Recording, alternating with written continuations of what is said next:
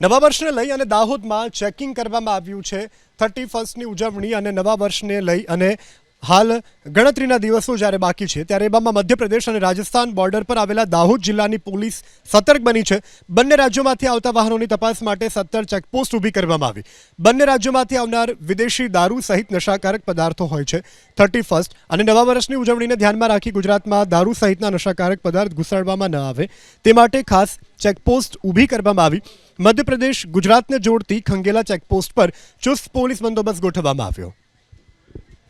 ગુજરાતથી અમે જુનાગઢથી નીકળ્યા હતા અને ઉજ્જૈન જઈ આવ્યા, ઓમકાલેશ્વર જઈ આવ્યા અને ઇન્દોર જઈ આવ્યા અને પછી અહીંયા આપણી ગુજરાતની બોર્ડર ઉપર ચેકિંગ થાય છે। બહુ સારું કામગીરી છે આપણી પોલીસ, ગુજરાત પોલીસની। ગાડી અમારી આખી ચેક કરી પણ કાંઈ એવું એમને નશાકારક એવું કંઈ મળેલ નથી। ઇન્દોર ગયા હતા કામના, બિઝનેસના કામ માટે।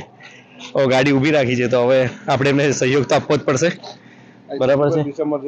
હા, પણ જરૂરી છે સાહેબ, આ બધી વસ્તુ બી જરૂરી છે અને આપણા માટે જ છે, એટલે કોઈ વાંધો આવે તો છે નહીં। પ્રોહિબિશનનો અલગ બાબત હોય કે અન્ય કોઈ પણ ઇલીગલ વસ્તુઓની બાબત હોય, એ દાહોદ જિલ્લામાં ના પ્રવેશે કે રાજ્યમાં ના પ્રવેશે તે માટે દાહોદ પોલીસ કટિબદ્ધ છે અને પ્રયત્ન કરી રહી છે।